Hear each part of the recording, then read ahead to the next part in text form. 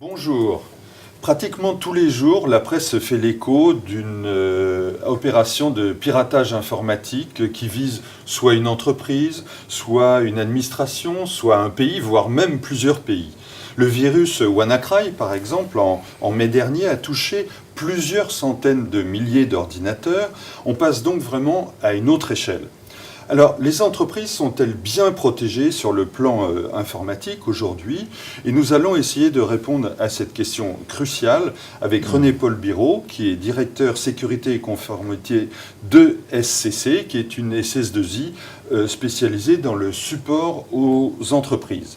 En fait, vous êtes responsable d'une filiale française qui fait partie d'un groupe familial anglais qui fait à peu près 2 milliards de chiffre d'affaires, d'euros, et dont la moitié est effectuée en France. Alors, René-Paul Biraud, les entreprises sont-elles bien protégées aujourd'hui sur le plan de la sécurité informatique? Alors bonjour Patrick. Alors les entreprises globalement sont bien protégées sur le plan informatique pour celles qui s'en donnent les moyens. Encore une fois, c'est une question de moyens. La problématique que l'on peut rencontrer en termes de cybercriminalité, puisque si on parle de cybersécurité, en face il y a des cybercriminels et en face de ces cybercriminels, nous avons un gros point faible qui est l'utilisateur. C'est-à-dire qu'une entreprise va avoir, elle, son point d'entrée en termes de sécurité physique, elle va limiter le nombre d'entrées. Les systèmes IT aujourd'hui ouvrent à travers toute intercommunicabilité des tas de points d'entrée et des tas de points de faiblesse. Le point faible de l'entreprise, c'est ce qui en fait sa force, c'est l'humain. D'accord, alors ça veut dire qu'il y a des actions de sensibilisation qu'il faut faire auprès du personnel? Alors c'est indispensable. C'est indispensable. On n'utilise plus l'informatique comme on l'utilisait il y a 10, 15 ou 20 ans. Aujourd'hui, tout le monde est sur un portable, tout le monde a une tablette, tout le monde a un téléphone portable, et que les systèmes aujourd'hui, communiquant entre eux, nécessitent de se connecter sur l'entreprise. À partir de là, on ouvre des portes, on ouvre des systèmes. Les points les plus faibles, encore une fois, c'est tous les réseaux sociaux. Pourquoi? Parce qu'on y trouve plein d'informations qui, pour des cybercriminels, sont une mine d'or pour pouvoir rentrer dans l'entreprise. Alors, il faut peut-être aussi faire une distinction entre le type d'entreprise. Par exemple, les OIV, qui sont des opérateurs d'importance vitale, sont peut-être mieux protégés que des groupes ou même voire des PME. Les PME, c'est peut-être le maillon faible. Alors, encore une fois, on en revient toujours à l'éternel problème des moyens que l'on veut se donner pour protéger son entreprise et protéger son patrimoine. Les OIV, elles, ont l'avantage d'avoir un contrôle des services de l'État et des services spécialisés de l'État, que ce soit les services de cybercriminalité des différents ministères, ministère de la Défense, l'ANSSI, ils peuvent s'appuyer dessus. Ceci étant, ils ont exactement le même point faible, ils emploient des jeunes ingénieurs qui sont aussi connectés et qu'arrivé un moment, ils peuvent faire l'erreur que chacun peut faire, ce que j'appelle le cliqueur fou. Hein. On reçoit un message, on pense que c'est un ami, puisque la boîte de cet ami a été piratée, on ouvre et on fait rentrer le ver dans le fruit. Ceci étant, les moyens mis en place dans les entreprises nous protègent contre la plupart de tous ces virus, de toutes ces attaques. Dans le cas de WannaCry, qu'est-ce que l'on a pu constater? C'est que c'était des systèmes qui étaient anciens, qui ont été attaqués. Pourquoi? Parce que c'était des systèmes de production qui, normalement, ne sont pas connectés au reste de l'entreprise. Ceci étant, plus on va vers des systèmes connectés pour la gestion des stocks, gestion de la production, arrivé à un moment, il y a bien quelqu'un qui crée cette connexion, et là, on a fait rentrer le ver dans le fruit. Alors justement, l'entreprise est de plus en plus connectée, et on va le voir dans les prochaines années, il y a aussi l'Internet des objets qui arrive et qui concerne les particuliers, mais aussi les entreprises. Est-ce que justement, ça ne va pas multiplier les failles, ça? Ah, on les multiplie. À chaque fois que l'on crée un nouveau système, on crée une faille. Aujourd'hui, on fait de la communication en tant que sécurité des personnes sur l'usage routier. Plus on va vers je prends l'exemple des véhicules connectés, plus on a le risque de se faire pirater son système de véhicule. À partir de là, ça peut créer des accidents, on peut créer tous les systèmes. Toutes les failles, on les crée. Donc plus on les ouvre, plus on crée ces failles. À partir de là, il faut que ce soit l'usager. Et quand je dis bien l'usager, même plus l'entreprise. L'entreprise, elle, va prendre tous les moyens pour se protéger, va protéger ses systèmes. On part, comme pour la sécurité des locaux, on part d'une sécurité périphérique, périmétrique, et puis ensuite, on protège le cœur du système. Aujourd'hui, le cœur du système est protégé, sauf que les failles viennent des systèmes périmétriques, parce qu'on a tout système, enfin, on a le nombre de personnes qui est le nombre de portes ouvertes sur le système. Alors, certains experts disent que le risque cyber est celui qui va coûter le plus cher à l'avenir aux entreprises.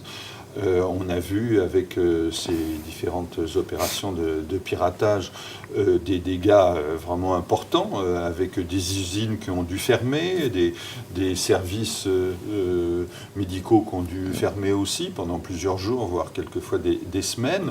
Comment vous voyez l'avenir à ce niveau-là? Est-ce que vraiment il va y avoir des paralysies de maillons de l'économie? C'est le risque.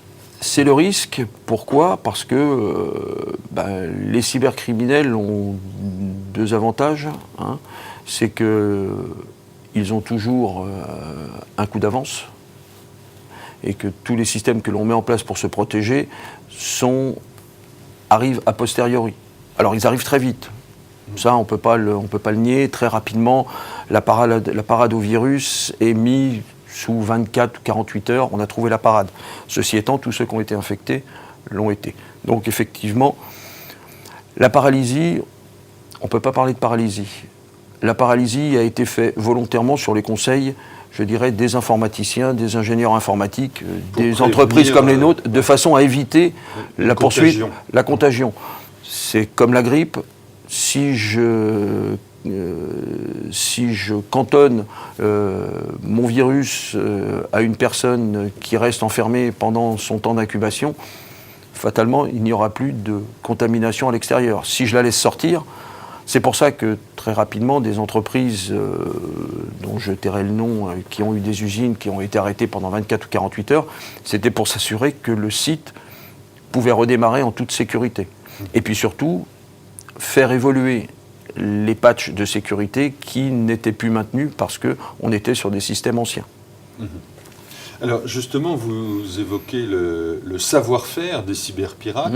Est-ce qu'ils sont de plus en plus high-tech, de plus en plus compétents en matière de piratage, si je puis dire, et quel est le profil type de ces pirates? On va distinguer deux types de pirates. Que ce soit Petya ou WannaCry, on n'est pas sûr que ce soit réellement des pirates et que ce soit réellement des ransomware. Petya était plutôt un virus de destruction. C'était ciblé sur certains types ou certains pans de l'économie de certains pays, de façon à mettre le pays en difficulté. Donc on n'a pas la preuve. Mon passé fait qu'on travaille toujours avec des éléments factuels. Mais on a bien des doutes. Bon. Puisque la structure même du virus était faite pour que l'on ne puisse pas récupérer, quoi qu'il arrive, les données. Il n'y avait pas de code de récupération de données. Donc on était dans la destruction. Ça, c'est, je dirais, l'attaque massive, que ce soit Petya, que ce soit WannaCry, qui sont médiatiques. Là, on est dans le médiatique. On est dans la communication parce que ça se voit. En revanche, celle qui fait le plus mal, c'est celle du quotidien. C'est celle qui touche telle ou telle personne. C'est la fraude au président. C'est toutes les usurpations d'identité. Tous les faux contrats qui sont créés, qui sont envoyés, toutes les fausses commandes qui sont réalisées. Celles-là sont difficilement appréciables, appréhendables, parce qu'on n'en a pas le... Et puis très souvent, ça porte sur des petites sommes. Donc, la plainte, n'est pas toujours réalisé. Et puis, c'est jamais bon de se dire que je me suis fait pirater mon système parce que ça peut inquiéter mes clients. Donc, voilà, on est dans un système qui est masqué, qui est caché, et sauf quand effectivement les sommes sont importantes, comme certaines fraudes au président, qui ont pu couler certaines entreprises ou manquer de couler certaines entreprises, comme du côté de Nantes. Alors justement, est-ce que la France est un pays cible? On a constaté qu'il y avait des attaques informatiques, par exemple, après les attentats contre Charlie Hebdo, par exemple, ou pendant l'Euro 2016.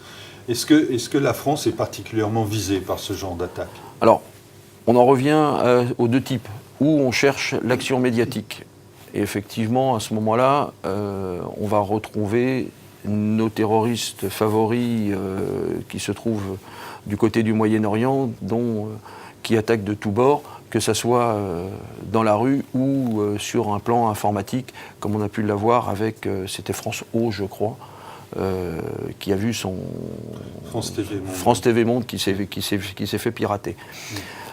En parallèle de ça, on a toutes les attaques qui sont liées à notre économie. Nous ne sommes pas plus touchés, c'est les statistiques que j'ai, nous ne sommes pas plus touchés que les Allemands, que les Américains, que les Britanniques. On est exactement, en termes de proportion, liés aussi à la même quantité, à la même niveau d'attaque que nos économies mondialisées. Après, médiatiquement, en fonction de l'information, en fonction de l'actualité, oui, on peut avoir certaines attaques un peu plus poussées. Mais je dis encore une fois, celles qui sont médiatiques ne sont pas fatalement celles qui sont les plus coûteuses. On l'a bien compris. Alors, si on se projette un petit peu dans l'avenir, comment va être la lutte contre les cyberpirates? Est-ce que, par exemple, l'intelligence artificielle va avoir un rôle à jouer sur cette activité-là? Alors, elle peut en avoir une, comme elle peut être un frein aussi. Pourquoi? Parce que l'intelligence artificielle va nous permettre de détecter bien en amont et de pouvoir analyser ce qui est du ressort de l'attaque et ce qui est du ressort, je dirais, du fonctionnement normal ou inapproprié.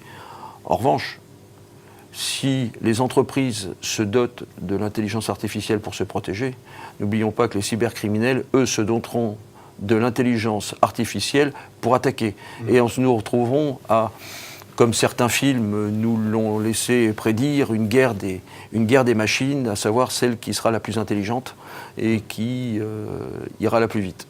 Alors revenons au temps présent.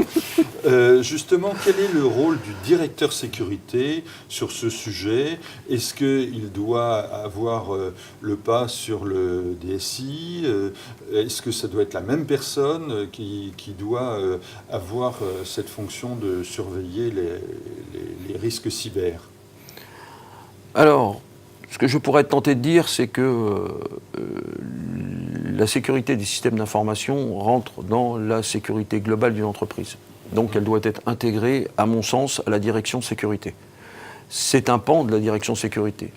Mais un directeur sécurité, il ne peut pas être bon en sécurité, bon en sûreté, bon en sécurité des systèmes d'information, bon en réglementaire.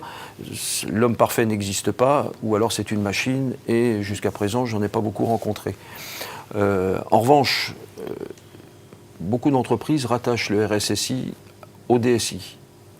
Quelque part, ce qui me gêne, c'est que c'est celui qui est en charge de surveiller et d'assurer la sécurité des systèmes d'information qui soit rattaché au directeur sécurité. Oui, il est un peu jugé parti. S'il y a une faille dans le système informatique, avec le RSSI, il le fait remonter, il va le faire remonter à son patron, qui est en même temps celui qui est celui qui le juge.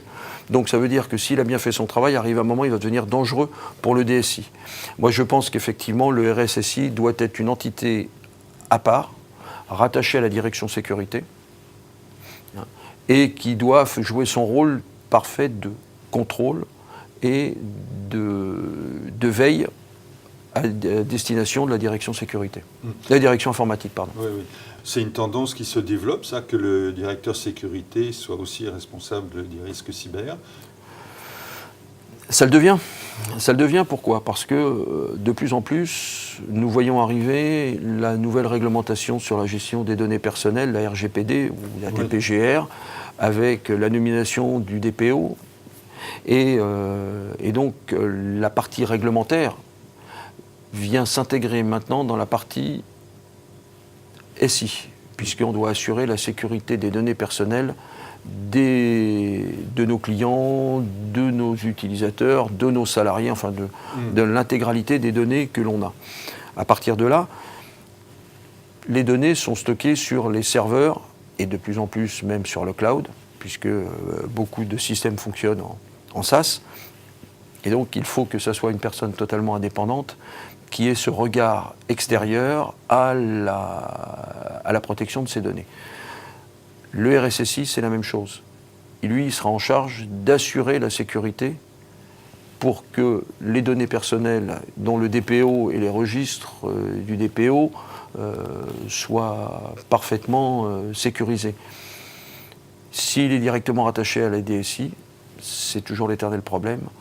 Comment peut-il être juge, partie, bourreau et fossoyeur? Il faut qu'il y ait un moment, il faut qu'il y ait séparation des tâches. Je pense qu'à terme, les entreprises vont se doter de services sécurité qui, à l'époque, il y a quelques années, il n'y a pas si longtemps que ça, quand j'ai commencé, il y a une quinzaine d'années, se limitaient à la surveillance humaine.